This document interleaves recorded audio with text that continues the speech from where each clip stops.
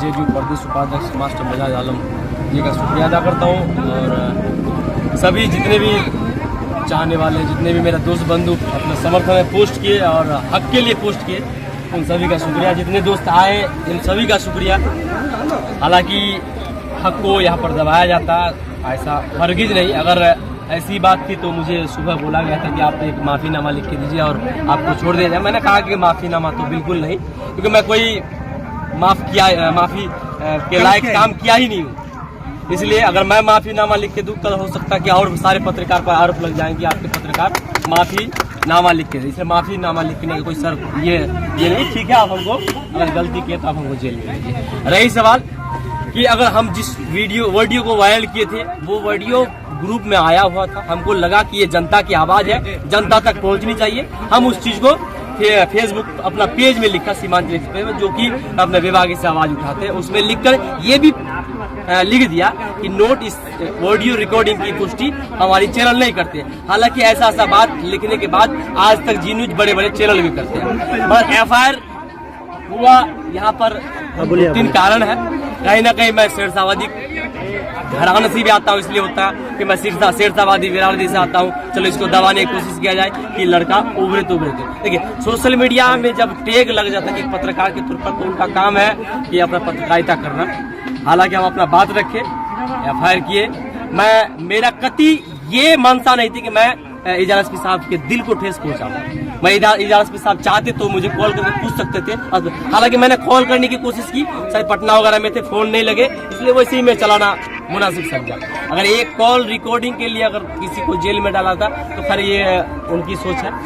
मैं शुक्रिया अदा करता हूँ एजाज एसपी साहब का, इसके लिए मैं शुक्रिया अदा करता हूँ। ये नहीं कि मैं उससे नाराज हूँ, शुक्रिया अदा करता हूँ कि चलिए कम से कम एफआईआर तो किए।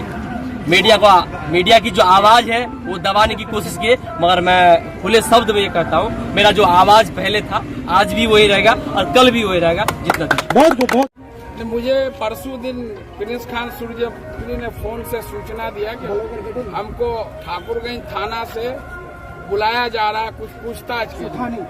हम बोले इनको कि भाई आप जाइए। फिर वहाँ के थाना अध्यक्ष मोहन जी से बात हुई तो बोला कोई बात नहीं है, ऐसी पूछताछ से 1.5 घंटा पूछताछ हुई, छोड़ दिया गया। फिर जो है ये जो है क्या कहते हैं 9 तारीख को एक नोटिस दिया गया। 9 तारीख के डेट में 10 बजे इसको ठाकुरगंज थाना में बुलाया गया था कि कुछ पूछताछ करना है। और ये केस जो है माननीय विधायक कोचा धामन द्वारा किया गया। एक ऑडियो वायरल हुआ था जो कोई उनके ही पूर्व समर्थक जो उनसे सवाल पूछ रहे हैं कि वो जो पलटी मारे हैं अपना जो एमआईएम छोड़कर आरजेडी गए हैं उसी पर।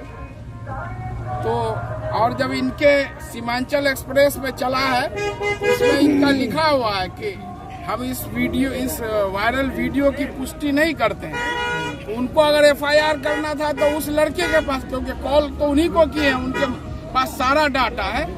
लेकिन इनको पैसा और पावर का इतना हनक है कि ये सोच रहे हैं कि हम जिसको चाहेंगे अंदर कर सकते हैं। प्रजातंत्र में जनता की आवाज और जो है मीडिया की आवाज को दबाया नहीं जा सकता। सबसे पहले तो जब सुबह से मैं ये कांड जब मैं सुबह सुना कि ऐसा मामला प्रिंस खान को रात को 2 बजे इसको उठाया गया, लेकिन कितना बार लोग उठा रहे हैं। तो सुबह मुझे पता लगा, यूं ही पता लगा, मैं मास्टर साहब को 7:30 बजे फोन किया हूँ। मास्टर साहब बोला कि मैं आ रहा हूँ। आने के बाद हर हाल में उसको थाने से ही छुड़ा गया। मैं मास्टर मजाज साहब को इसके लिए बहुत धन्यवाद और धन्यवाद करता हूँ। बीते दिनों हमारे माननीय विधायक को किसी ने फोन करके, जो वही आदमी फोन किए थे जो उन्हीं के लिए बीते विधानसभा चुनाव में वोट मांगे थे एमआईएम के लिए, मजलिस इत्तेहादुल मुस्लिमीन के लिए। और उनको दर्द था सीने में कि मैंने एमआईएम को वोट दिया और ये दोगलागिरी करके दूसरे पार्टी में चले गए। तो वही गुस्सा से वो फोन करके जो हुआ बुरा भला कहे। ये लोकतंत्र में है, हमको अगर किसी ने वोट दिया है तो उनका अधिकार है, हमको कुछ कह सकते हैं फोन करके। तो उन्होंने क्या किया, उस फोन कॉल का रिकॉर्डिंग कर लिया, करके वो वायरल कर दिए। कोचाधामन से दर्जनों फेसबुक और व्हाट्सएप आईडी से जो है वो वायरल हुआ है, ये किसी से छुपा नहीं है। लेकिन इसी बीच क्या हुआ, वो ऑडियो प्रिंस खान सुरजापुरी ने भी अपने ऑफिशियल जो है सीमांचल एक्सप्रेस पेज से जो है ये डाल दिया, उसमें लिख दिया कि इस ऑडियो की पुष्टि हमारा चैनल नहीं करता है। तो माननीय विधायक जी, एक आपको घटना याद होगा, मैं इसलिए कहता हूं कि आदमी को पढ़ा लिखा होना बहुत जरूरी है। आपको याद होगा बिशनपुर में एक घटना हुई थी, माननीय मुख्यमंत्री श्री नीतीश कुमार ने जिस अतिरिक्त प्राथमिक स्वास्थ्य केंद्र का शिलान्यास कर दिया था पटना में ऑनलाइन, वो उसी शिलान्यास क्या हुआ का शिलान्यास करने चल गए थे एक दिन वहाँ के स्थानीय जनप्रतिनिधियों के लिए। कितनी शर्म की बात है। इसलिए आदमी को पढ़ा लिखा प्रतिनिधि चुनना चाहिए। एक वो गलती किए थे, दूसरा ये कि जिसने फोन करके धमकी दी, जिसने या तो परेशान किया या गाली दी, भाई आप उन पे एफआईआर करते ना। हम लोग, आप हमारे नेता हैं, आप हमारे गार्जियन हैं कोचाधामन के, हम आपके साथ हर हक में खड़े रहेंगे। लेकिन इस तरह से एक जो है 3 बेटियों के बाप है प्रिंस खान सुरजापुरी, पूरा परिवार का बोझ है, उसको 3 थाने का पुलिस को भेज करके उसको क्या किए, सत्ता का रौब। ये नहीं चलेगा। जंगल राज कोचाधामन में जब तक मास्टर मुजाहिद जिंदा है तो नहीं चलेगा। हाँ, वो मर जाए उसके बाद क्या होगा वो अल्लाह मालिक है उसके लिए। 3 थाने का पुलिस क्या, वो क्रिमिनल है प्रिंस खान सुरजापुरी? क्या पेशेवर अपराधी है? छिनतई करता है क्या? क्या करता है? लूट खसोट करता है? करता क्या? शराब माफिया है। 3 गाड़ी पुलिस भेज करके उसको 2 बजे रात में चोरों की तरह उठवा लिए। ये कौन सा तरीका है? लोकतंत्र में मीडिया को लोग चौथा स्तंभ कहता है। मीडिया जो होती है देश का चौथा स्तंभ होता है। आपने उन पर जुल्म और ज्यादती की है। तो मैं पुलिस प्रशासन का बहुत बहुत हम सभी शुक्रिया अदा करते हैं, और उन सभी सोशल मीडिया के साथियों का जो किसी कारणवश कुछ कमेंट प्रिंस खान सुरजापुरी के खिलाफ में भी किए हैं। हो सकता है वक्ती गुस्सा पर, लेकिन वाजिब दिल से वो भी यही चाह रहे थे कि ये रिहा हो जाए। तो कानून ने अपना काम किया है, जांच किया, जांच प्रक्रिया के बाद बिना शर्त उनको छोड़ दिया गया। माननीय विधायक जी यहाँ मौजूद हैं, मुजाहिद आलम साहब, और आगे जिन्होंने गाली दिया है उस पर कानून अपना कानूनी कार्रवाई करेगी। अभी जो एक घटना घटी है प्रिंस खान सुरजापुरी के साथ, ये बहुत निंदनीय है, बहुत दुखद घटना है। ये बात सच है कि जो लड़का माननीय विधायक इजहार एसपी साहब से बात किए हैं, उनका आक्रोश बिल्कुल अपनी जगह में जायज है। जब ये वोट के लिए गए, माँ बहनों को कहा, डिटेंशन सेंटर दिखाया गया, तरह तरह की बात दिखाया गया। जब वो अपनी पार्टी छोड़ करके दूसरी पार्टी में जब चले गए तो उनका गुस्सा निकलना जायज था। वो उन्होंने कोई गलत बात नहीं कहा है कि आपने दलाली किया, आपने हमारा मैंडेट लेकर के दूसरे के गोद में जाकर के बैठ गया। उनका गुस्सा अपने जगह में जायज है। और इसके बाद जब ये ऑडियो चला प्रिंस खान सुरजापुरी के पेज से, सबसे पहले माननीय विधायक इजहार एसपी साहब को चाहिए था कि जिस लड़का उनके साथ बात किया है उनका पुष्टि करके उन पर पहले एफआईआर होना चाहिए था, उसके बाद प्रिंस खान सुरजापुरी पर होना चाहिए था। पहले तो बात वो किया ना भाई, पहले उन पर होना चाहिए था। ये तो हिटलरशाही है, ये तानाशाही दिखा रहे हैं, वो हिटलरशाही दिखा रहे हैं कि मेरे पास पैसा है, मेरे पास पावर है, तो हम जिसको चाहे अंदर कर दें, जो मेरे खिलाफ बोलेगा वो अंदर कर दे। ऐसा नहीं होता। जो लोग वोट दिए वो आपसे सवाल करेंगे। आज आप सत्ता में हैं, आपसे सवाल होगा। जब पहले मास्टर मुजाहिद साहब सत्ता में थे तो मीम के लोग, हम भी थे मीम में, हम भी सवाल उन्हीं से कर रहे थे। आज वो सत्ता में, तो सवाल हम किन से करेंगे? मास्टर मुजाहिद से करेंगे कि माननीय विधायक इजहार एसपी से करेंगे? किससे करेंगे? अगर हम उनसे सवाल करेंगे तो आज प्रिंस खान सुरजापुरी के साथ हुआ, कल मेरे साथ होगा, कल किसी और के साथ होगा, कल आपके साथ होगा, किसी के भी साथ होगा। इस तरह का तानाशाही नहीं चलेगी। ऐसे नेताओं की यहाँ की जनता आने वाले समय में बर्दाश्त भी नहीं करेगी, इतना तो तय।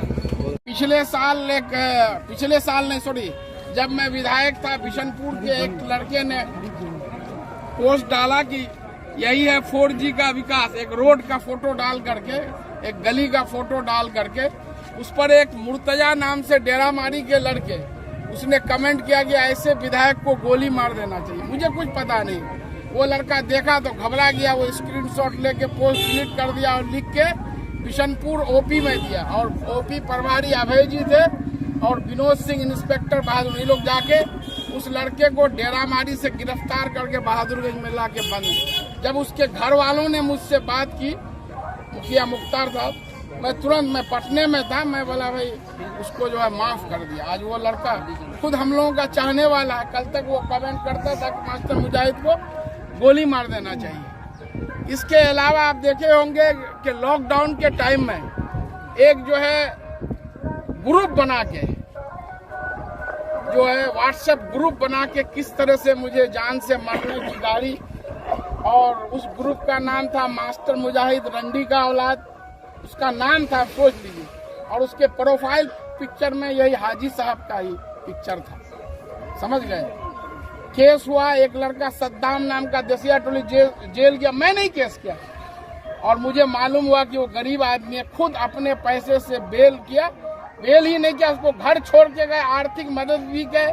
उसके बाप जो है दूसरे जगह इसमें कोरोना में लॉकडाउन में फंसे हुए थे, उनकी भी आर्थिक मदद की गई। और आज भी उनकी माँ जो है हमको जो है भाई लगा दिया, भाई बहन का रिश्ता है, वो लड़का सब मामा कहता। ऐसे आज भी मेरे मोबाइल में, मैं यही बात एसपी साहब और थाना अध्यक्ष से बोला कि ठीक है मैं जाता हूँ, मैं लिख के देता हूँ, और ऐसे लड़कों को जब तक गिरफ्तार नहीं कीजिएगा मैं थाने पर धरने पर बैठ जाऊंगा। लेकिन उससे पहले ही इनको छोड़ दे दिया गया, इसलिए इस सब से घबराने की बात नहीं है। मैं यहाँ की जनता के लिए और मीडिया की आवाज को जो दबाने की कोशिश करेगा, मैं ऐसे लोगों के से लड़ाई लड़ने का काम करूंगा। इसलिए आपको डरने की बात नहीं है। आदमी को हक है, जिनको वोट दिया, सत्ता में बैठाया, ये गोदी मीडिया थोड़े है कि आप सत्ता से नहीं विपक्ष से सवाल कीजिएगा। हमसे भी बहुत सारे लोग सवाल करते हैं, नीतीश कुमार जी ऐसे वैसे ऐसे, हम लोग जवाब देते हैं, कभी उससे विचलित नहीं होते हैं। तो ये जो भी घटना हुई, जितनी भी निंदा की जाए कम है। वो अगर उनको अगर केस ही करना था तो अपने कार्यकर्ता पर करना था, जो अपने आप को बता रहा है कि आज जा बरारो, और वो उन्हीं के मोबाइल में, हाजी साहब के मोबाइल में मैंने फोन किया होगा। तो ये दबाने की कोशिश, ताकि मीडिया वाले हमसे सवाल नहीं करें और हम लोगों को कोई जो है हम लोगों के खिलाफ में जो है आवाज नहीं उठाए। ऐसा होने वाला नहीं है। यहाँ सीमांचल की जनता जाग चुकी है। कोई नेता ये समझते हैं कि हम आज पावर में है तो उसका ठसक में जो जनता को और किसी को परेशान करेंगे, ऐसा हम होने नहीं देंगे।